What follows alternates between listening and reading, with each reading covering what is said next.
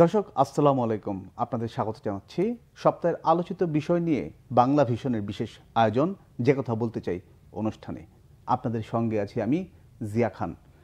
দর্শক, আপনারা জানেন এই অনুষ্ঠানের মাধ্যমে আমরা সমসাময়িক বিভিন্ন বিষয় নিয়ে আলোচনা করে থাকি। আজ আমাদের আলোচনার বিষয় গুম, নির্যাতন এবং আয়নাঘর। আর এই বিষয়টি নিয়ে আলোচনার জন্য আমার সঙ্গে স্টুডিওতে উপস্থিত রয়েছেন দুজন অতিথি। তারা হলেন লেফটেন্যান্ট কর্নেল হাসিনুর রহমান, সাবেক সেনা কর্মকর্তা এবং senior advocate Manzil Morshed, president human rights and piece for Bangladesh. আপনাদের দুজনকে স্বাগত জানাচ্ছি। ধন্যবাদ। আপনাকে ধন্যবাদ। দর্শক, বিগত আওয়ামী লীগ সরকারের 15.5 বছরে গুম, নির্যাতন এবং ক্রসফায়ারে হত্যা নানা অভিযোগ ছিল। আইনশৃঙ্খলা বাহিনী দিয়ে জোরপূর্বক উঠিয়ে নিয়ে নির্যাতন এবং আয়নাঘরে বন্দি করে নির্যাতনের ঘটনাও ছিল উল্লেখযোগ্য। সে সময় তৎকালীন সরকার এসব অভিযোগ অস্বীকার করেছে, তবে সরকার পতনের পর একে একে বেরিয়ে এসেছে সেসব তথ্য। এরই মধ্যে আয়নাঘর থেকে বেরিয়ে এসে গণমাধ্যমের মুখোমুখি হয়েছেন ভুক্তভোগীদের কয়েকজন, তবে সেই সংখ্যাটা অভিযোগ ওঠা সংখ্যার তুলনায় অনেক কম। অভিযোগ রয়েছে তৎকালীন সরকারের সময় গুম করা হয়েছে 700 মানুষকে, আর বিচার বহির্ভূত হত্যাকাণ্ডের সংখ্যা প্রায় 3000-এর কাছাকাছি। আলোচনার শুরুতে আজ আমি দর্শক আপনাদের শোনাবো এমন একজন মানুষের বন্দি নির্যাতনের তথ্য, যাকে 2 দফায় 1.5 বছর বন্দি করে রাখা হয়েছিল। তিনি বাংলাদেশ সেনাবাহিনীর সাবেক কর্মকর্তা, অবসরপ্রাপ্ত লেফটেন্যান্ট কর্নেল হাসিনুর রহমান। হাসিন ভাই, আপনাকে 1.5 বছর 2 দফায়? না, 2 দফায় 1.5 বছর না। আমি আগে বলে নেই, আমি কিন্তু অবসর না, বরখাস্ত। Let me clear. আমি সেনাবাহিনীর একমাত্র অফিসার, বীর প্রতীক, বিপিএম রাইফেল পদক। দলীয় প্রধান হিসেবে না, সবার আগে আমি থাকতাম যুদ্ধের সময়। সেকেন্ড লেফটেন্যান্ট থেকে আমি যুদ্ধের সাথে জড়িত। আপনার সাথে এই ঘটনাটা কেন ঘটলো? এত অবদান? কারণ আমি চরমভাবে এন্টি ইন্ডিয়ান। 2008 সালে প্রথম দিকে আমাকে বলা হয়েছিল রয়ের সাথে কাজ করার জন্য, ভারতীয় গোয়েন্দা সংস্থা। তখন সেট আপ চেঞ্জ হয়ে যায় যে পরবর্তী সরকার আওয়ামী লীগ আসবে। আমি এর সাথে একমত ছিলাম না যে আমি কোনো অবস্থায়, চাকরি না থাকুক অসুবিধা নাই, বা রয়ের সাথে কাজ করব না। বহু প্রস্তাব দেওয়া হয় এবং আমাকে তড়িৎ পোস্টিং করে দেওয়া হয়, চলে আসি আমি। তারপরে আমার পিছনে লেগে থাকে জিয়াউল হাসান, একটা রাওজানের একটা জাফর চেয়ারম্যান হত্যাকাণ্ডে জিয়াউল হক জড়িত, যেটা আমি করি নাই, সেটা অন্য বিষয় থাক। মূলত যে জিনিসটা আমাদের খুব হৃদয় ক্ষরণ করে, বিডিআর হত্যাকাণ্ড, সমগ্র সেনাবাহিনী। এখানে আমরা দেখেছি আমাদের সিনিয়ররা মির্জাফরের ভূমিকা কাজ করছেন সরাসরি। র্যাব ছিল ওখানে, র্যাব যদি হস্তক্ষেপ করতে দেওয়া হয় নাই তারেক সিদ্দিকের জন্য। গেটে 2টা অফিসার লেফটেন্যান্ট কর্নেল ছিল, জিয়া এবং শামসুজ্জামান, তাদেরকে ঢুকতে দেয়নি। তারা গুলজারের সাথে কথোপকথন করতেছিল, ততক্ষণে মাত্র 4 জন মারা গেছে। সুতরাং এই হত্যাকাণ্ড ছিল পরিকল্পিত, ভারতের খুশি করার জন্য। আমার ব্যক্তিগত এটা নিয়ে আমরা খুব উচ্চব্যাখ্যা করতাম। এই রক্তক্ষরণ শেষ না হতেই ভাই খালেদা জিয়াকে আপনি ক্যান্টনমেন্ট থেকে বের করে দিলেন অনৈতিকভাবে। আইনগতভাবে ঠিক আছে, বাট যে প্রক্রিয়া আপনি বের করলেন, জানি আমি অনেক আগে, এটা আমি প্রথম মনে হয় মানুষকে নজরে আনি যে এরকম নোংরাভাবে বের করা যায় না।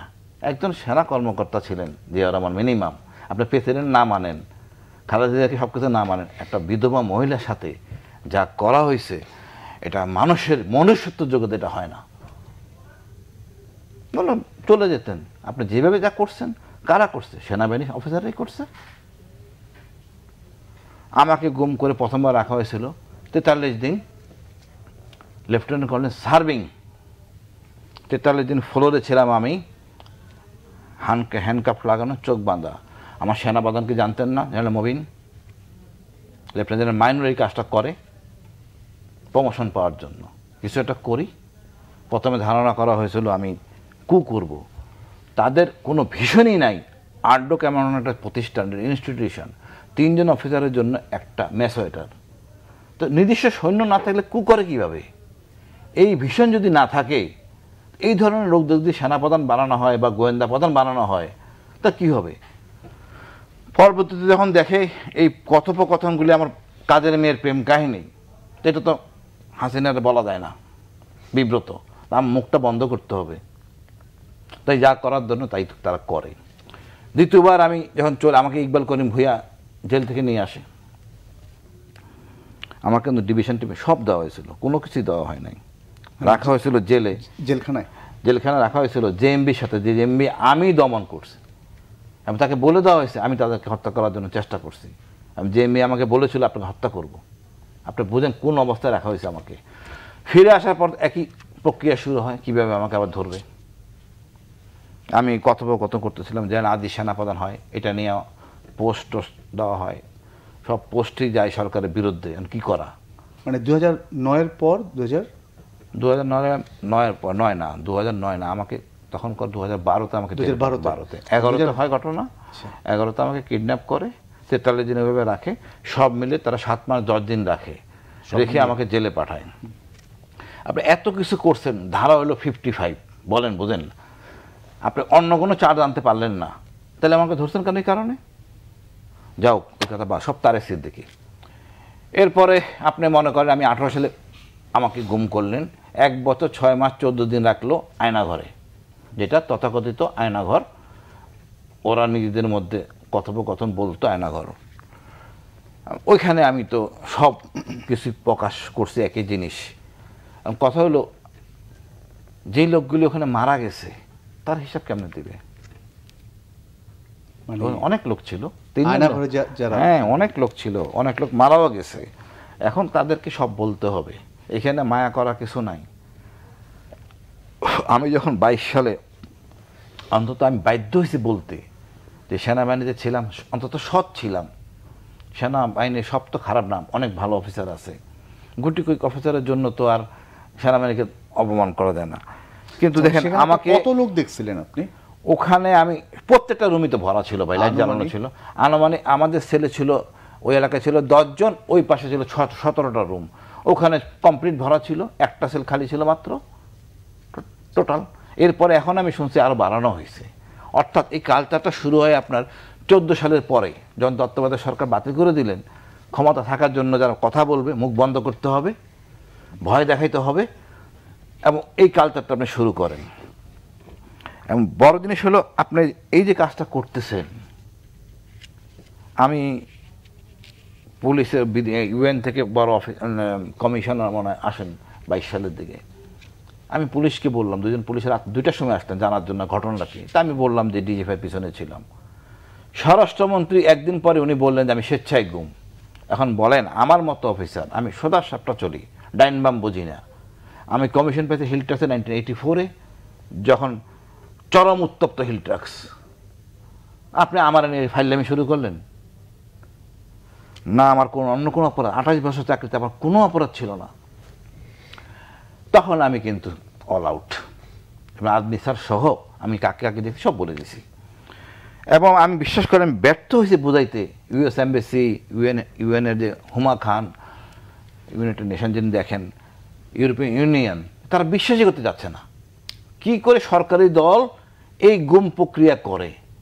এবং এর কোনো, আমি যেখানে ছিলাম যে আয়নাঘর বলি, এর কোনো ইংলিশ ওয়ার্ড নাই, আপনি খুঁজে পাবেন না। তো মানে এতটা জঘন্য একটা কাজ আপনি সৃষ্টি করছেন যার কোনো ইংরেজি শব্দ নাই, বাংলা শব্দও নাই। ভাই হাসান, আপনার কাছে আসবো, তার আগে আমি একটু মঞ্জুরি মোর্শেদ, এই আয়নাঘর সম্পর্কে আমরা শুনেছি, কিন্তু ওই সময় এটার কোনো সত্যতা বা কোনো কিছু আমরা পাইনি।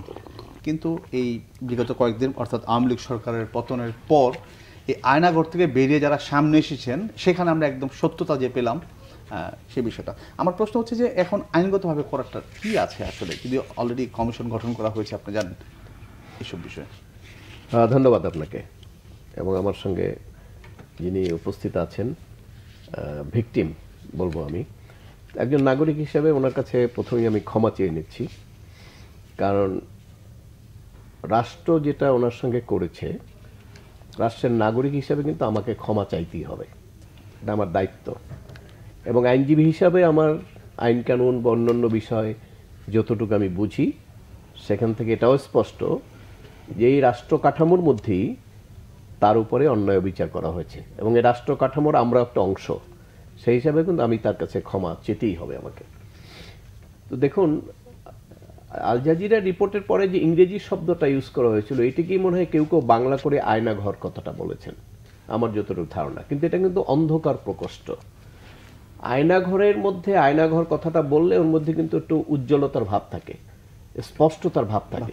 তো এটাকে আয়নাঘর কেন বলবো আমি জানি না, ওই কেউ না কেউ একটা শব্দ ব্যবহার করেছে দেখে চলে আসছে। এটা অন্ধকার প্রকোষ্ঠ বলতে হবে, কোনোভাবে এটা আয়নাঘর হতে পারে না। এখন এইটার সৃষ্টিটা কিভাবে হলো, ওনার কাছে তো স্পষ্ট শুনলেন। তো আমরা তো ধরেন সিভিলিয়ানরা তো অতটা আর্মিদের ব্যাপারে অতটা ধারণা নাই কোথায় কিভাবে চলে। তো উনি ওর ভিতর থেকে এসছেন। তো উনি যা বললেন তাতে মনে হচ্ছে যে রাষ্ট্রের ভিতরে থেকে রাষ্ট্রে পরিচালনা যারা করেছেন তারা আইন কানুন অবজ্ঞা করে তারা এমন একটা কিছু করেছেন যেটা কোনোভাবেই ক্ষমার যোগ্য নয়। এবং শুধু ক্ষমা না, অনেক কিছু আছে সেটা আপনি রিকভার করতে পারেন, অনেক কিছু আপনি আছেন সেটাকে আপনি পুষিয়ে নিতে পারেন। অনেক সময় আছে না, ব্যবসায় ক্ষতি হয়, আপনি এটা পুষিয়ে নিতে পারেন। কিন্তু যে ঘটনাটা ঘটানো হয়েছে এটা কিন্তু পুষিয়ে নেওয়ার কোনো সুযোগ নাই। কারণ যে লোকটাকে আমি কয়েকদিন আরেকজনকে দেখলাম, উনি 6 বছর ছিল, মানে আমাদের প্রফেশনাল একজন ব্যারিস্টার, সেও ছিলেন কয়েক বছর। তো এবং খুব মানে এটা আসলে মিলাতে পারি না, কারণ আর্মিরই ওই যে আপনার ব্রিগেডিয়ার সাহেব যে ছিলেন, আর্মি স্যার, উনি তো মাত্র আর্মি থেকে তো রিটায়ার্ড করলেন। উনি তো এই বরখাস্ত করা হয়েছে, হ্যাঁ, সার্ভিস করেছে। মানে আপনার ব্রিগেডিয়ার পর্যন্ত তো বরখাস্তর আগ পর্যন্ত সার্ভিস করেছে, আর্মিকে সার্ভ করেছে। ওনার অধীনে অফিসাররা ছিলেন, সোলজাররা ছিলেন, রাষ্ট্রের পক্ষে উনি সার্ভ করেছে। উনিও তো আপনাকে বরখাস্ত হওয়ার আগ পর্যন্ত উনি লেফটেন্যান্ট কর্নেল ছিলেন, উনি তো সার্ভ করেছে। তা আপনার একটা প্রতিষ্ঠানে সার্ভ করার পরে তাদেরকে যদি এইভাবে টার্গেট করে করা হয়, তো সেই প্রতিষ্ঠানের প্রধান দুর্বলতা এটা কিন্তু আপনাকে চিন্তা করতে হবে। এই প্রতিষ্ঠান আপনি কতদিন কিভাবে কন্টিনিউ করতে পারবেন উইদাউট এনি বেসিক রিফর্ম, এটা কিন্তু আপনাদেরকে চিন্তা করতে হবে। কিন্তু আমাদের সবচেয়ে দুঃখজনক ঘটনা হলো যে আমরা ইতিহাস থেকে শিক্ষা নেই না। আর এটা আমরা এই থিওরিটা আমরা সবসময় মনে রাখি না যে every action there is an opposite and equal reaction. এই দুই বাস্তব সত্য আমরা মানি না দেখেই কিন্তু আমাদের বিভিন্ন সময় আমরা বিভিন্ন রকম বিপদের মধ্যে পড়ি। রাষ্ট্র যারা পরিচালনা করেন বা বিভিন্ন বাহিনী যারা চালান, তারা এই যে উদ্ভট চিন্তা নিয়ে এসে একটা পথ পাওয়ার জন্য কিভাবে তারা করেন, এটি আমার বোধগম্য হয় না। আমি একবার বছর 4 আগেই এক ভদ্রলোককে, উনি লেফটেন্যান্ট কর্নেল, ওকে জিজ্ঞেস করলাম, কারণ আমি ক্যান্টনমেন্ট থেকে যখন পাস করলাম তখন সেখানে দেখলাম, এর আগে আমি কখনো দেখি নাই, ওখানে তো পাস করা হয় প্রায়। হঠাৎ করে একটা দেখলাম যে আপনার দিবস উপলক্ষে মহামান্য রাষ্ট্রপতির ছবি আছে। মহামান্য রাষ্ট্রপতির ছবিটা সবসময় ছিল, প্রধানমন্ত্রীর ছবি আছে, এবং তারপরে আর একটা ছবি দেখা গেল তারেক সিদ্দিক সাহেবের। তা আমার মনে এটা খটকা লাগলো যে সেনাবাহিনী হলো, রাষ্ট্রপতি হলো তার সর্বাধিনায়ক, এবং রাষ্ট্রপ্রধান সে ঠিক আছে দিছে, এটাও মারা যায়। তো উনি তো এখন রিটায়ার্ড, উনার ছবিটা এখানে কেন? তা আমি কর্নেল সাহেব জিজ্ঞেস বললাম যে আচ্ছা, আপনার সেনাবাহিনীর মধ্যে এই যে ওনার ছবিটা এখানে দিলেন, এটা কেন? তো উনি কোনো কথা বলে না। কথা না বলে তখন বলল যে বুঝতেই তো পারছেন। আমি বললাম কি বুঝতে পারছি, আমি তো বুঝতে পারি নাই। তো বললো যে উনি তো এইটা চালায় এখন। ওনার ক্ষেত্রে কিন্তু এইটুক শব্দ আমি শুধু বুঝলাম, উনি এইটা চালায়। তো যখন একটা বাহিনী, যে বাহিনী এটা চলার কথা আইনে, সেনাবাহিনীর আইনে এবং কারেন্ট ফোর্স দিয়া, যখন একজন রিটায়ার করে তার কিন্তু ওখানে কোনো দাম নাই, সে বেনিফিট নিয়ে চলে যাবে, তার দায়িত্ব ওই, কিন্তু ওখানে কিন্তু রিটায়ার যে করবে সে কিন্তু কমান্ড করতে পারবে না। তো যেখানে কারেন্ট ফোর্স আইনি নেই, তো যেখানে কারেন্ট ফোর্সে সেইভাবে করে, সেইখানে যদি একজন লোককে ওইভাবে আপনার মহামান্য রাষ্ট্রপতির পাশাপাশি তাকে ওইভাবে তুলে ধরা হয়, তো সেই তোলাটা কারা করলেন, এইটা কিন্তু আমি আপনাকে খুবই খুঁজে দেখা দরকার। কারণ যারা এই জিনিসটা করবেন, আমি 1 সেকেন্ড শেষ করি, যারা এই কাজটা করেছেন নিশ্চয়ই তৎকালীন কোনো সেনাপ্রধান তার অনুমতি নিয়ে, কারণ তার অনুমতি ছাড়া ওই সাইনবোর্ড কেউ টানাইতে পারে নাই। আমি মনে করব ওই সেনাপ্রধান, he is the first responsible, যে নাকি সেনাবাহিনীকে অধপতনের জন্য ফার্স্ট স্টেপ সে নিয়েছে। ধন্যবাদ। আমি হাসিনুর ভাই, একটা বিষয় যেটা মঞ্জুর মুর্শিদ করে গেলেন, আমি এটা তুলতাম, আয়না ঘরটা কেন বলা হয় আসলে? আচ্ছা, আমি তো আসলে ক্যাজুয়াল থাকতাম ওখানে, ওই ডিউটি যারা করে কিন্তু সেনাবাহিনীর সদস্য না, মূলত হয়তো এমওডিসি আর কন্ট্রাক্টের সিভিল লোক, মানে আয়নাঘরের ভিতরে ভিতরে যারা ডিউটি করে। প্রতিটা ফ্লোরের জন্য আপনার 2 জন করে থাকে, 2 4 জন। তো ওটা আমি যেটা মনে হয় এটা এটা আমার আর্মিতে অনেক আমরা code name nick name use করি, আসল নাম গোপন করে, এরকম একটা নিজেদের মধ্যে রাখতো বিভিন্ন অপারেশন, যাতে বিভিন্ন যে এখন যদি বলে ওই গুমখানা নিয়ে যাও তো জানাজানি হবে, তাই না ঘর বললে তেমন জিনিসটা বুঝবে না কেউ। মানে এটা কর্মকাণ্ডের সাথে নামের কোনো সম্পর্ক নাই, এটা একটা ছদ্মনাম। আর বলতো নিজেরা যে আমরা ডিবি।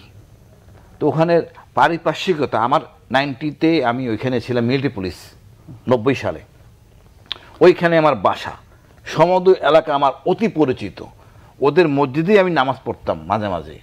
সুতরাং এরা, আমি কি বলবো, এরা প্রথম কালচার শুরু হয় 1/11-এর সময়, যা তাদের ইন্ট্রোগেশন করার জন্য নেয়, যে জয়েন্ট ইন্ট্রোগেশন সেল।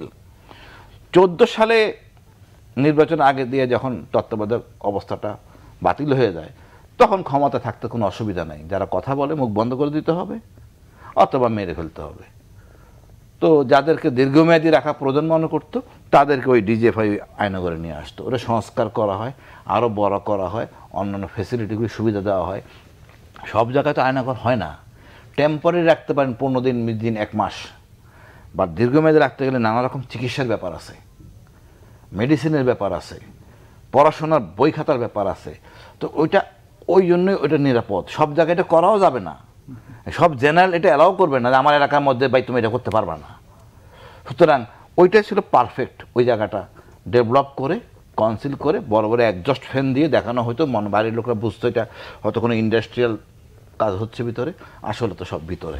আপনি তো এখানে অনেক লোক দেখছেন, এবং এখন বা আগে থেকেই যারা গুম হয়েছে তাদের একটা দাবি ছিল স্বজনদের ফিরিয়ে দেয়া, তারা রাস্তা, এবং এখনও তারা আন্দোলন করে যাচ্ছে। তা আমার প্রশ্ন হচ্ছে যে আপনি ব্রিগেডিয়ার আজমিকে দেখেছেন, আরও যাদেরকে দেখেছেন, আসলে এই এখন যারা ফিরে এসেছে তারপর বাকি যারা, এদের আসলে ভাগ্যে কি ঘটেছে কিংবা কি আসলে? আমি যারা ফিরে আসে নাই, আমার মানে সরি বা কিছু, মানে আমি কি বলবো, মানে বাহিনীটা আমার ছিল, ম্যাক্সিমাম লোকই তো আর্মির ওখানে, অন্য কোনো লোক নাই। ফিরে আসে নাই মানে মারা গেছে। ওরা তো পরিষ্কার আমাকে বলছে আপনার চেষ্টায় আপনাকে বাঁচতে হবে, আপনি মারা গেলে আপনাকে আমরা দাফনও করবো না, ফিরেও দিব না, এটাই তো স্বাভাবিক, আপনাকে গায়েব করে দিব। মানে কি সিস্টেম, মারা গেলে কি করতো? ওই তো গায়েব করে দিলে, বললাম লাশ দেওয়ার স্কোপ নাই তো, কে দিবে লাশ কাকে? মানে গায়েবটা কিভাবে করতো সেটা আপনি জানতে পারছেন এখানে মারা যাওয়ার পর? ওরা তো যে প্র্যাকটিসটা 7 মার্ডার করলো না, পানিতে গায়েব করা, সবচেয়ে ইজিয়েস্ট গায়েব। ওইভাবে করা ছাড়া আর কোনো স্কোপ আমি দেখি না। ওরা বলতো আপনাকে ভ্যানিশ করে দিব, এমনও বলতো যে আমি যখন চিল্লাচিল্লি করতাম মাঝে মাঝে, আপনি ভ্যানিশ হয়ে যাবেন, মানে ভ্যানিশ মানে বার্ন করে ফেলা হবে। আমি এই আরেকটা কথা বলে নিই, আমরা এখন আয়নাঘরের বিচার চাচ্ছি। কেমনি? কমিশন করলে তো হবে না, তদন্ত করবে সাব ইন্সপেক্টর, তাও হবে না। এই তদন্ত কমিটি একটা সার্ভিং একটা বিচারপতি দিতে হবে, যার সর্ব এলাকায় বাংলাদেশের তদারকি করতে পারে। আমি চাইলেই তো আপনি আয়নাঘর দেখতে পারবেন না। তদন্ত কমিটির মধ্যে একটা ওই আলামত সংরক্ষণের জন্য একটা বিচারক দিতে হবে, যার সর্বত্র জায়গায় যেখানে খুশি সেখানে যাই উনি তদারক করে সিলগালা করবে, নাহলে এই আলামত নষ্ট করবে। ধন্যবাদ হাসানুর ভাই। আমি আবারও ফিরবো আপনার এই আলোচনার রেশ ধরে। দর্শক যে কথা বলতে চাই, অনুষ্ঠান নিচ্ছি ছোট্ট একটা বিরতি, সঙ্গে থাকুন। কমিশন হয়েছে তো, কমিশন তো যাইতে পারবে না ওখানে।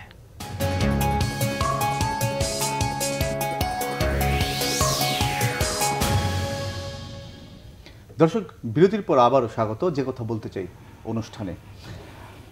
স্বাধীনতার পরই প্রথমবারের মতো গুমের ঘটনাতন্ত্রে কমিশন গঠন করা হয়েছে অবসরপ্রাপ্ত বিচারপতির নেতৃত্বে, যেটা লেফটেন্যান্ট কর্নেল হাসিনুর রহমান যে বিষয়টা ইঙ্গিত করে গেলেন, এই কমিশন গঠন যে হয়েছে এবং আয়নাঘরের যে খোঁজা আলামত সংগ্রহ করা, এই বিষয়ে মঞ্জুল ভাই এই বিষয়ে একটু শুনবো। আসলে এই যে কমিশন যে গঠন হলো, উনি বলেন যে রানিং বিচারপতি হইলে যে কাজটা ইজিলি করতে পারতেন, এই বিষয়ে আপনার কাছ থেকে শুনবো।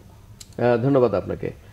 দেখুন, আমাদের ইনকোয়ারি কমিশন অ্যাক্ট যেটা আছে সেখানে কিন্তু সরকারকে ক্ষমতা দেওয়া হয়েছে যে কোনো জনগুরুত্বপূর্ণ বিষয় একটা তদন্ত কমিশন গঠন করার, এবং এই তদন্ত কমিশন ইতিমধ্যে যে যাকে দিয়ে করেছেন, আপনারা অনেকে তাকে চিনেন কিনা আমি জানি না, জাস্টিস মইনুল ইসলাম চৌধুরী।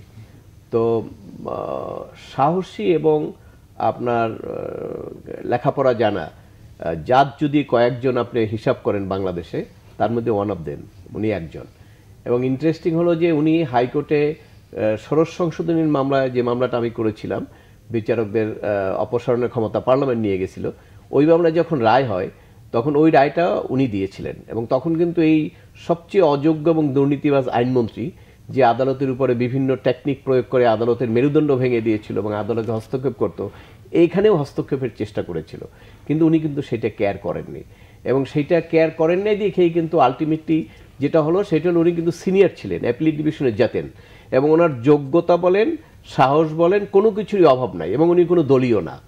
কিন্তু তারপরে কেন হইলো যে উনি যখন এই অ্যাপিলেট ডিভিশনে যাবেন তখন ওনাকে নিতে হবে বা এটা সমালোচনা হবে, এই জন্য এই আইনমন্ত্রী তখন কয়েক মাস আপিল বিভাগে কোনো নিয়োগই দেন নাই, যদিও আপিল বিভাগে তখন জরুরি নিয়োগ দরকার ছিল।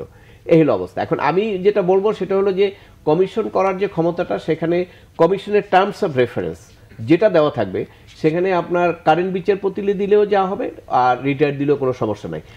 মূল কথাটা হলো যে টার্মস অফ রেফারেন্স কি, এবং ওনারা টার্মস অফ রেফারেন্স ধরেই কাজ করবে। ওখানে কিন্তু ফৌজদারি আইন, সিভিল আইন, ম্যাজিস্ট্রেসি পাওয়ার, ডকুমেন্ট প্রডিউস করা, সবকিছু ক্ষমতা কমিশনের থাকে, ওইটা আইনের মধ্যেই বলা আছে। তার মানে আমরা আশাবাদী। হ্যাঁ, আশাবাদী সেখানে। এবং সবচেয়ে ইন্টারেস্টিং হলো যে যদি কোনো কিছু আপনার করতে পারে, আমার মনে হয় যে অন্য কারো ব্যাপারে আমার অতটা না থাকলে বেস্ট এই মাইনুল ইসলাম চৌধুরীকে যখন দিয়েছে এই কমিশন, আমার মনে হয় যে উনি এখান থেকে যে রিপোর্ট দিবে সেটা আপনার অবশ্যই ট্রুথটা বের করে আনতে পারবে। ধন্যবাদ মঞ্জুর মোর্শেদ। লেফটেন্যান্ট কর্নেল হাসানুর রহমান, আমরা আয়নাঘরের যে কথাগুলো শুনছি, আপনার মুখে বেশ কয়েকজনের নামও শুনছি, আসলে কুশীলব কারা? একদম, আপনি তো বাহিনীতে কাজ করেছেন, অনেক কিছু আপনি জানেন। দেখুন, আপনি একটা অযোগ্য লোককে যদি যে জায়গায় যাওয়ার কথা না, তাকে সেখানে নেন, যা বলেন তাকে তাই করাতে পারবেন। তোমার জেনারেল আজিজ আর লেফটেন্যান্ট জেনারেল মাহফুজ, দুজন জেনারেল, তা আমরা জানতাম না আসলে মাহফুজ হবে। আজিজকে বানাইছেন আপনি মন মতো কাজ করার জন্য, আনুগত্য পোষণ করবেন। অনেক অনিয়ম সে আগেও করছে। এখন এর সুবিধা কি? আপনার আর্মির যারা কথাবার্তা বলে এদেরকে সাইড লাইন করে দেন, ঢাকা বাইরে দূরে রাখেন, রাজনীতিবিদদের গুম করে ফেলেন, আর্মিকে সোজা করার জন্য আমাকে সহ আপনি আটকায় দিলেন, রেখে দিলেন গুম। আমার পরিবার জানে না আমি কোথায় আছি নাই, কি একটা বিশ্রী অবস্থা বুঝতে পারবো না। মেয়ে কলেজ করতে পারে না, ভয় আতঙ্ক থাকে, বাবা ফিরে আসবে কিনা এই বলে, এই কথা আমার আত্মীয়রা বলে না মারা গেছে, দানাদা পরে ফেলো, আপনি বোঝানো যাবে না এই মানসিকতাটা কিরকম ডাইমেনশন। আমি জানতে চাচ্ছি যে এই যে কুশীলা বলে গুটি কয়েক লোক ডিজে ভাই, মানে সাবেক ওই সময়ের আপনার শুনে সাবেকের আপনি এনি অপরাধ করছে, এই নতুন প্রেজেন্ট লোক এই কাজটা করে না, বাট উনি ক্যারি ফরওয়ার্ড করতেছে, উনিও অপরাধী। ওনার উচিত ছিল না আমি দায়িত্ব নিব না। উনি যেহেতু দায়িত্ব নিছেন, উনি এই গুমের দায়িত্বে পড়ে যাবেন। এখন বলতে পারেন আমার লোক ছিল এতজন, বাইর করা কোনো সমস্যাই না, কারা গুম হয়েছে কারা হয় না বাইর করা কোনো সমস্যা না। উদ্দেশ্য হলো অসৎ উদ্দেশ্য। আপনার তো বোঝাইতে পারবো না আজমি স্যারের ব্যাপারে কি ঘটছে বা কি করা হয়েছে, কতটা নিচে নামতে পারে ডিজিএফআই। তার মিসেসকে বিয়ে দেওয়া হয়েছে, মারা গেছে সে। আমি প্রোটেস্ট করেছি না, আমি চোখে দেখছি, কাগজ দিতে হবে, ডেড বডি সার্টিফিকেট। এখন কথা হইল আপনাকে বুঝতে হবে এই যে প্রক্রিয়াগুলি, আমি তো এমনি গুম হয়েছি, যে লোকের পিতা আসতেছে না সে কীভাবে মামলা করবে, এই মামলার ব্যয়ভার বা আনুষঙ্গিক জিনিসপত্র কেমনে করবে, এটা সিস্টেম না করলে অনলাইনে আর বাসায় বসে সে মামলাটা করতে পারে বা কিছু একটা করে দিতে হবে না। গরিবের জন্য এটা ভেরি ডিফিকাল্ট। এই ব্যয়ভার আমার নিজে মামলা করতে আমার যে প্যারা, যে গরিব সে দুর্গম এলাকার, এমনি সে নিঃস্ব হয়ে গেছে, পাচ্ছে না আজকে 6 বছর 7 বছর।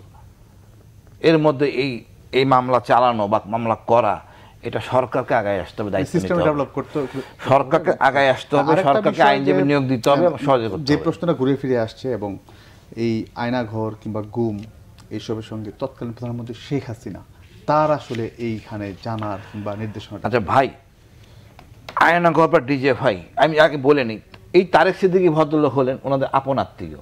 উনি শুধু আর্মির প্রধান না, উনি হোম মিনিস্ট্রি যত অপকর্ম আছে এটার প্রধান, এই 2 ক্রিমিনোলজির প্রধান ছিলেন উনি। এখন ডিফেন্স মিনিস্ট্রির প্রধান কে? শেখ হাসিনা। ওনার আদেশ ছাড়া তো ডিফেন্সের কিছু হয় না। আমি একটা serving lieutenant colonel brigadier army, দুজনের ওনার আদেশ ছাড়া কি ঢুকানো হয়েছে? আপনার কি মনে হয়? উনি প্রধান আসামি, 2 নম্বরের লোকে তারেক সিদ্দিকী, বাকি সব যারা আছে চেইন অফ কমান্ডে পড়বে। অন্যায় আদেশ বললে তো আপনি অন্যায় আদেশ মানবেন না।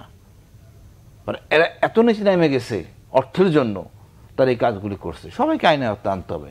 আমি তো মনে করি আমার বর্তমান সেনাপ্রধান ডাইনামিক, সেই তার জঞ্জাল মানে এই অপকর্ম থেকে দায়মুক্তির জন্য আগে আসবে এবং জনগণের পাশে থাকবে, মানে বাহিনীকে করার জন্য। আসেন ভাই, আপনার কাছে আবার আসবো। জনাব মঞ্জুর মোর্শেদ, একটা বিষয় আপনি ঘুরে ফিরে যে রিফর্মের কথা বলছিলেন, সেই জায়গাটা পাশাপাশি হচ্ছে বিডিআরের ঘটনা, মানে পিলখানা হত্যাকাণ্ডে যে বিষয়টা হাসিনুর ভাই যেটা বললেন যে এখানে আসলে পিছনে অন্য কিছু ছিল, এবং আজকে আপনি দেখছেন যে স্বরাষ্ট্র উপদেষ্টা যেটা বলেছে যে এই মামলার তদন্ত আবার মানে পুনর্তদন্ত হবে। তো যারা অলরেডি সাজা খেটে ফেলেছেন এদের ক্ষেত্রে কিংবা মামলার পুনর্তদন্ত সব কিছু মিলে আপনার কাছে একটু শুনতে চাই আসলে। ধন্যবাদ আপনাকে। দেখুন, কর্নেল সাহেব যে একটা কথা বলেছেন ওনার প্রাথমিক বক্তব্যে, আপনি খেয়াল করেছেন কিনা, যে ওনাকে রয়ের সঙ্গে কাজ করার জন্য প্রস্তাব দেওয়া হয়েছিল। তো দেখেন, আমরা 71 সনে লক্ষ লক্ষ মানুষের রক্তের বিনিময়ে দেশ স্বাধীন করলাম। তো উনি একজন আর্মির বড় অফিসার, উনি সরাসরি বলছেন এইটা। তাহলে এখন বলেন যে আমাদের সার্বভৌমত্বটা কোথায় থাকে? তাহলে আমরা যে একটা স্বাধীন সার্বভৌম দেশ, সেইটা নিয়েই তো এখন আমার কাছে প্রশ্ন আসে, তা আমরা কি স্বাধীন সার্বভৌম কি না? যেখানে একটা বিদেশি সংস্থা আমাদের একজন আর্মির অফিসারকে প্রস্তাব দেয়, প্রস্তাব না দেওয়ার কারণে, প্রস্তাব না মানার কারণে সে হ্যারাস্ট হয়, এবং বিভিন্নভাবে চেইন অফ সিস্টেমে আলটিমেটলি একসময় আয়নাঘরে উনি চলে গেলেন, তাই না? তো এই হলো, এগুলো কিন্তু সবগুলোই কিন্তু একটা পলিটিক্যাল পলিসি। কারণ আপনি এইখানে আপনি যে প্রোগ্রামটা করছেন, এই হাউসটা যারা পরিচালনা করে ওনাদের নির্দেশনার বাইরে কিন্তু আপনি যেতে পারবেন না, আপনি ইচ্ছা করেই কিন্তু একটা করতে পারবেন না কিছু। তো রাষ্ট্র হইল সেই রকম। বিশেষ করে আপনার এই যে মানুষের নিরাপত্তা, কারে মেরে ফেলবেন, কাকে করবেন, এগুলো কিন্তু উপর থেকে যদি অনুমতি না দেয় সেটা করা যায় না। কারণ তাহলে কিন্তু আপনি ধরেন নর্মালি যদি আপনার পুলিশ আপনাকে পিঠে মেরে ফেলে, আপনি জানেন ডিবির ওখানে নির্যাতন করে এক লোককে মারা হয়েছিল, হাইকোর্টে মামলা হয়েছে, ওই অফিসারের কিন্তু সাজা হয়েছে যাবজ্জীবন, ওইটাই হবে। তবে ওই মারাটা যদি রাষ্ট্র তাকে প্রোটেক্ট করতো তাহলে কিন্তু আর ওই সাজাটা হয় না, ঠিক আছে? ওই ঘটনাটা কবে? ওটা কিন্তু অনেক দিন আগে ডক্টর কামাল হোসেন সাহেব মামলাটা করেছিলেন। এরপরে অনেক দিন থেকে ডিবির এই সমস্ত ক্যারেক্টার ছিল না, কিন্তু পরবর্তীকালে ক্যারেক্টারটা কেন চেঞ্জ হয়? ওই যে বললাম, যখন রাজনৈতিক দুরভিসন্ধি থাকে তখন এই সব প্রক্রিয়া সমস্ত প্রতিষ্ঠানের উপরে আপনার বিভিন্ন রকম মেকানিজম শুরু হয়। কারণ আপনি যদি একটা স্বাধীন মতামত দেওয়ার সুযোগ দেন, তো স্বাধীন মতামত দিলে কোনভাবে দিবেন? কারণ আমাদের সংবিধানেই বলা আছে রাষ্ট্র হলো জনগণের মতামতে চলবে। জনগণের মতামতটা কি যে আমি বলবো এইভাবে চলবে তা না, এটা একটা পলিসি করে দিয়েছে যে আপনি ঠিক আছে ভোট দেন, ভোট দেওয়ার পরে আপনার প্রতিনিধি যাবে সংসদে, সংসদ আইন পাস করবে, আইন অনুসারে রাষ্ট্র চলবে। আইনগুলো দেখার জন্য পুলিশ আছে, সচিবালয় আছে, ডিসি আছে, তারা আইনগুলো অনুসারে সবকিছু করবে। আইনের ব্যতিক্রম কেউ কিছু করলে কোর্টে যাবে, সাজা হবে, শাস্তি হবে, এই তো সিস্টেম। এখন এই সিস্টেমের মধ্যে আপনার যখন মত প্রকাশের স্বাধীনতাটা, অর্থাৎ আমি রাষ্ট্র কে পরিচালনা করবে এই ভোটটা যখন আমি দেব, এই অধিকারটা যখন আপনার খর্ব হয়ে গেল, এই খর্ব হওয়ার পরে কিন্তু আপনার তখনই সুযোগটা সৃষ্টি হলো কিভাবে এই প্রতিষ্ঠানগুলোকে করায়ত্ত করা যায়। কারণ আপনি যদি কথা বলতে চান, আপনি যদি আমার বিরুদ্ধে বলেন, তাহলে কিন্তু আপনার শাস্তি যদি আমি দিতে পারি, সরাসরি শাস্তি তো দেওয়ার সুযোগ নাই, কারণ আমার সংবিধান বলেছে মত প্রকাশের স্বাধীনতা আপনার মৌলিক অধিকার। তা আপনি বলবেন যে এই সরকার আপনার এই কাজ করতেছে, এই সরকারকে আমি মানি না, একে এখনই ক্ষমতা থেকে নামিয়ে দেবো, এই বক্তৃতা আপনি দিবেন। কিন্তু এই বক্তৃতা দিতে দিতে হাজার হাজার মানুষ দিলে তো থাকতে পারে না। তখন এই বুদ্ধিটা কি করলো যে ঠিক আছে এই বক্তৃতা যেন কেউ শুরু করতে না পারে, যেটা ওনাকে বলা হলো যে উনি যেমন ওপিনিয়ন দিতেন, লিখতেন হয়তো ফেসবুকে বা যে কোনো কারণে, ওনাকে ধরলেন।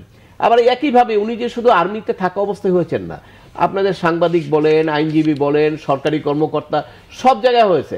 এক সরকারি অফিসার তো কি একটা ফেসবুকে একটা দিয়েছিল, তারপরে তার চাকরি চলে গেল। এগুলো কেন করা হয়? কারণ ওই যে আপনার মূল যে সিস্টেম, মূল সিস্টেমে যখন আপনার একটা গলদ সৃষ্টি করতে চায়, তখন টোটাল সিস্টেমে একটা গলদ হয়ে যায়। এবং সেটি করতে করতে আলটিমেটলি ওই যে যখন আপনার কেয়ারটেকার সরকারের রায় হয়ে গেল, পরবর্তীতে 14 সালে যে নির্বাচন হলো, যে নির্বাচনে এককভাবে আসলো, এবং তখন কিন্তু একটা বড় ধরনের সহিংসতা হয়েছিল। এবং সেক্ষেত্রে কিন্তু ওই সহিংসতা বা ওই রাজনৈতিক আন্দোলন সবকিছুর কারণ কিন্তু একটা পরিবর্তনের সম্ভাবনা ছিল, যে একটা ভালো নির্বাচন হতে পারতো সরকার যদি মাথা নত করতেন, যে এত কিছু হয়েছে, ঠিক আছে ভাই আমরা একটা সঠিক নির্বাচন দেব। কিন্তু সেটা কিন্তু আলটিমেটলি আর হইল না। কারণ হইলো বিদেশিরা যখন আসলো তখন বলা হইলো আর তো টাইম নেই, আমরা জাস্ট একটা কনস্টিটিউশনাল প্রভিশন কন্টিনিউ করার জন্য একটা নির্বাচন করব, এরপরই একটা সঠিক নির্বাচন দেব। কিন্তু সেইটা কিন্তু আর ইন্টারন্যাশনাল চাপ বা যে কোনো কারণে আর পরবর্তীকালে হয় না, যার ফলে তারা 5 বছর থেকে গেল। তখন থেকে এই কুবুদ্ধি শুরু হলো, এবং কুবুদ্ধি শুরু হওয়ার মাধ্যমে বিচার বিভাগ, প্রশাসন, আর্মি, র্যাব সব কিছু জায়গাগুলোতে এই মেকানিজম শুরু করলো যে কিভাবে ক্ষমতাটাকে থাকতে হবে। এবং এই জন্যই কিন্তু এই কুবুদ্ধিগুলো কিন্তু কোনো অফিসার ক্রিয়েট করছে তা না, এগুলো হলো রাজনৈতিক সিদ্ধান্ত উপর থেকে আসছে, অফিসাররা এটা লুফে নিছে। আরে আমার তো এই সুযোগ, সিঁড়ি বাওয়ার সুযোগ আমাকে, তাই না, সিঁড়ি বাওয়ার সুযোগটা তারা নিছে, আর কিছু না। তো এখন এই টোটাল জিনিসটাকে আমি মনে করি ভবিষ্যতের জন্য সেনাবাহিনী বলেন, পুলিশ বলেন, সবারই বলেন, একটা সুযোগ আসছে, আপনারা এইটা একটু ধুয়ে মুছে ঠিক করেন। যদি ঠিক না করেন তাহলে এই যে কালিমা, এই কালিমা নিয়ে কিন্তু আপনি আগাতে পারবেন না, এবং এই কালিমা নিয়ে রাষ্ট্র আগাতে পারবে না। অতএব রাষ্ট্র এবং জনগণের জন্য ভালো কিছু করতে চাইলে কালিমাগুলো লেপন করেন, কি হয়েছে, কি সমস্যা ছিল, কে অপরাধ করেছে, সবগুলোকে আপনারা তদন্তের মাধ্যমে আনেন, বিচার করেন, শাস্তি দেন, দেখান যে না আমরা এটা করেছি। ধন্যবাদ। তাহলে হয়তো ভবিষ্যতে আমাদের জন্য ভালো হবে। ধন্যবাদ অ্যাডভোকেট মঞ্জুর মোর্শেদ। লেফটেন্যান্ট হাসানুর রহমান, আমি একটু পিছনে যাই, আপনি যে বিষয়টা বলে গেছিলেন বেগম খালেদা জিয়ার একটা কথা আপনি বলে গেছিলেন, সেখানে অনৈতিকভাবে মানে তার সাথে যেটা করা হয়েছিল সেটা কি ছিল আসলে? দেখুন কতটা নিচে নামতে পারে আমাদের আর্মি অফিসারই, বিশেষ করে মামুন খালেদ, তার সাথে অন্যান্য লোকগুলি, মদের বোতল দেওয়া হয়, তার বাসায় মদের বোতল পাওয়া যায়, আজে বাজে ম্যাগাজিন। আরে খালেদা যদি মদই খাবে তো ফ্রিজে রেখেই তো খাবে, লুকায় খাবে কেন? তারপরে ট্রেনে হেসড়ে যেভাবে বের করে দেওয়া হলো, এটা উচিত ছিল না। একটা বিধবা মহিলা, একটা সেন্স, মানে একটা সম্মানবোধ যে রাষ্ট্রের নাই, আর বিডিআর রক্তক্ষরণের পরেই এই ঘটনাটা, এটা কিন্তু মেনে নেওয়া যায় না। আমাদের সেনাপ্রধানরা বলবো চরমভাবে অযোগ্য, জেনারেলরা বলবো যে অথর্ব, তাদের জন্য এই সুযোগটা পাইছে সরকার। বলা উচিত ছিল রক্তক্ষরণ হচ্ছে, ম্যাডাম একটু অপেক্ষা করেন, তা করেনি। ঠিক আছে, তাকে বলতেন ওভাবে, আপনি কি করলেন এই কাজটা, যেটা লজ্জাজনক। ওখানে শ্যামল দত্ত ছিল সাংবাদিক, শ্যামল দত্ত সাংবাদিক মনে করতেছিলেন উনি এমন উচ্ছ্বাস মত পাওয়ার পরে এভারেস্ট বিজয় করে ফেলছেন। সুতরাং আপনারাও অনেকাংশে এগুলি দায়ী। লজ্জা, আমি বলবো এগুলি লজ্জা, জাতির জন্য লজ্জা। আমি যে একজন মাকে না সম্মান করি, জাতি আমাকে সম্মান দিবে না, আমার মেয়ে আমাকে সম্মান দিবে না। এরপর মঞ্জুর মোর্শেদ, আমি একটু ক্রস ফায়ারে যেতে চাই। সেখানে বিগত 15.5 বছরে প্রায় 3000-এর মতো মানুষকে বিচার বহিত যে হত্যাকাণ্ডের যে অভিযোগ উঠেছে, এবং রিসেন্টলি আমাদের প্রধান উপদেষ্টা উনি আন্তর্জাতিক গুম বিরোধী সনদে প্রথমবারের মতো উনি সই করেছেন। এটা নিঃসন্দেহে যারা মানবাধিকার কর্মী বা আমাদের দেশের জন্য একটা মাইল ফলো এই বিষয়টা। তো এতে করে আসলে আমাদের যে এই যে পিছনের যে এই কালো অধ্যায়, এটা থেকে বের হওয়া কিংবা সামনে এটা বন্ধ করা আসলে কতটা, কিভাবে, মানে আপনি কিভাবে দেখছেন আসলে? দেখুন, বাংলাদেশের মানুষ, আমরা বাংলাদেশে রাষ্ট্র পরিচালিত হয়, ঠিক একইভাবে সিঙ্গাপুরেও মানুষ আছে, হিউম্যান বিং, সেখানে রাষ্ট্র পরিচালিত হয়। তো এখন ঘটনা হলো যে রাষ্ট্র পরিচালনার ক্ষেত্রে যারা রাজনীতি করেন তারা কি চিন্তা ভাবনা করেন, ইটস ভেরি ইম্পর্টেন্ট, যে সেইভাবেই তো রাষ্ট্র চলবে। এখন আমাদের দেশের রাজনীতিবিদরা যে পরিকল্পনা করেন বা যেভাবে চিন্তা চেতনা করেন, সেটি যদি পরিবর্তন না হয়, আপনি জাস্ট ক্ষমতাকে নামিয়ে দিলেন একজনকে, আর একজন আসলেন, কিন্তু আপনার ওই চেতনার মধ্যে কোনো পরিবর্তন আসলো না। আপনি চিন্তা করলেন না যে রাষ্ট্রের মতোই চলতে হবে, কারণ রাষ্ট্র চলার জন্য ইনস্ট্রুমেন্ট যা লাগে এটা সব আছে, কিন্তু আপনি অপব্যবহার করবেন না। এবং এই পরিকল্পনা এবং এই চিন্তা যদি আপনার না থাকে, তাহলে তো সেটি দিয়ে আপনি কোনো কিছুই করতে পারবেন না। দেখুন, গুম বিরোধী সনদে যে স্বাক্ষর করা হয়েছে, এটা কিন্তু একটা বিরাট অ্যাচিভমেন্ট। কারণ আপনার এই গুম কিন্তু এমন হতে পারে, এই আগের সরকার করেছে, ভবিষ্যতে আর এক সরকার করবে না, তা কিন্তু বলতে পারেন না আপনি। সিচুয়েশন কোথায় কোন দিকে যাবে নোবডি নোজ। কাজে এই জন্যই বলি যে এটা একটা বড় কাজ হয়েছে, কারণ হলো যে এটা কিন্তু একটা ইন্টারন্যাশনালি আপনি একটা দায়বদ্ধতার মধ্যে পড়ে গেলেন, ব্যবস্থা নিতে হবে। অতএব এটা খুব একটা ভালো কাজ হয়েছে। এটা একটু বলবে যে এই যে সনদে সই করা, তার মানে কি যে কোনো সময় এই ধরনের ঘটনা তদন্ত তার মানে এটা না, এই যে সেটাই সনদে সই করার হলো রাষ্ট্রের পক্ষ থেকে আপনার অব্লিগেশন। আপনার যখন গুমের অভিযোগ আসবে তখন আপনাকে you have to take steps, এবং আপনি যদি স্টেপস না নেন তাহলে ইন্টারন্যাশনাল অথরিটি, জাতিসংঘের যে মানবাধিকার কমিশন আছে, তারাও তাদের কাছে গিয়ে আবেদন করলে দে ক্যান টেক স্টেপস, এবং তারা যে স্টেপসটা নিবে you have to follow that. এমন আছে না অনেক সময় অনেক দেখবেন বিভিন্ন কারণে সিগনেচার করে না, যার ফলে ওই জিনিসটা, যেমন গতকাল কি ধরেন পুতিনকে অ্যারেস্ট করার জন্য বলা হচ্ছে, এখন যেখানে যাবে মঙ্গোলিয়ায়, ওই দেশ তো ইন্টারন্যাশনাল ট্রিটিতে সাইন করেন নাই, ওর বাধ্যবাধকতা নাই, কিন্তু যে দেশ সাইন করেছে সেখানে কিন্তু এই যে আইসিসির যে ওয়ারেন্ট আছে, ওর কিন্তু বাধ্যবাধকতা আছে সাইন করতে হবে, মানে অ্যারেস্ট করতে হবে, এই বাধ্যবাধকতা থাকে।